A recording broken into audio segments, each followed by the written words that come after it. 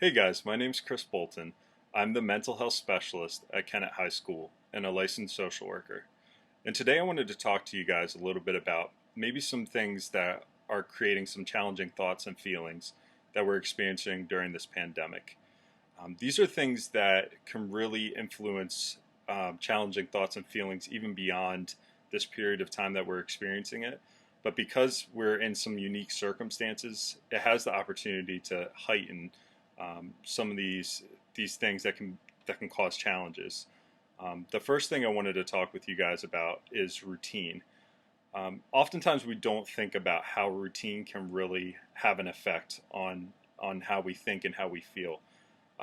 But having a routine in place can really drive what feels normal to us and what feels healthy to us.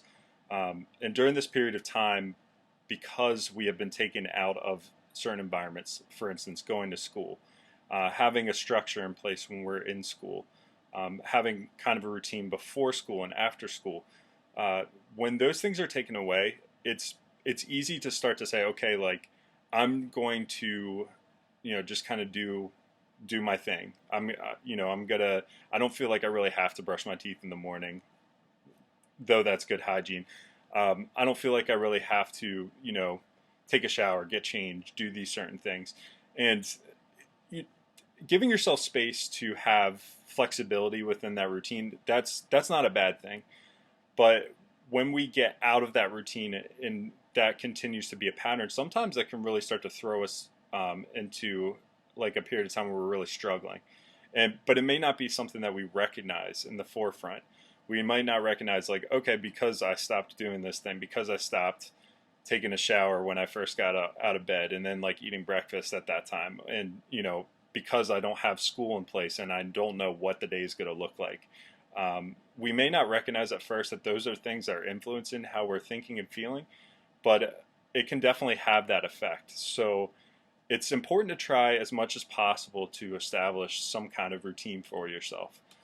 Even if it is something as simple as brushing your teeth at a certain time, taking a shower at a certain time, trying to schedule things that you want to do throughout the day or you have to do for certain periods of time. That in itself will create some normalcy. The next thing I wanted to talk with you guys about is the challenge of trying to navigate being in settings with people that maybe you had the ability to get away from in the past. And that's not to say that being with people is a bad thing, or that you wouldn't want to be with these people, whether it's family members or other people that you live with.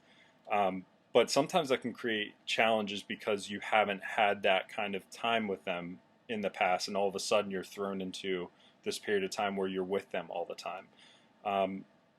One of the things you could try and do to navigate that is to try and find an activity, something that you could do, maybe that wouldn't put pressure on a situation or cause any kind of issues with somebody, but something that can give you a break from having to be in an environment where you feel like you're always with people.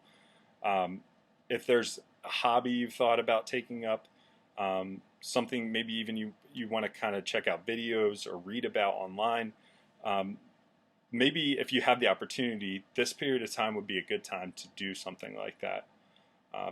Those things can really give you a break and kind of give you a boost so that you're not feeling like you're constantly like in this one environment, and if it's with certain people that you're not being graded on by those people.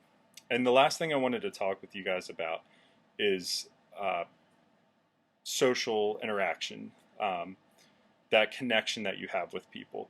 It can be really difficult to really try and maintain that when you don't have the face-to-face interaction. Obviously, we have like a lot of connections to people through things like social media.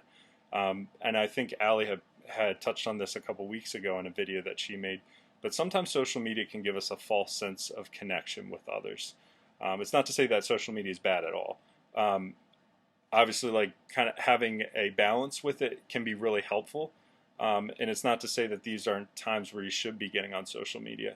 But if you're able to even like pick up your phone and call a friend or talk with them, say on like Zoom or do something like that, that can really boost your feelings and your thoughts, and just really give you, that like connection, that grounding to somebody else. So those are just a few things that you can do during this period of time to try and help with what's going on. And I would say, if there are things that you're struggling with that continue beyond this period of time, or you feel like they're getting more intense, it's really helpful to reach out to a trusted adult, whether it's people at home like family members, or even garage staff or others. Just reach out and let them know what you're dealing with, and they can get you connected to somebody who can really start to work with you on more on an ongoing basis as the things that can really help with that. So I hope you guys are all doing well, and I'm really glad to get to talk with you. Hopefully we have the opportunity to meet soon. Have a great rest of your day, guys.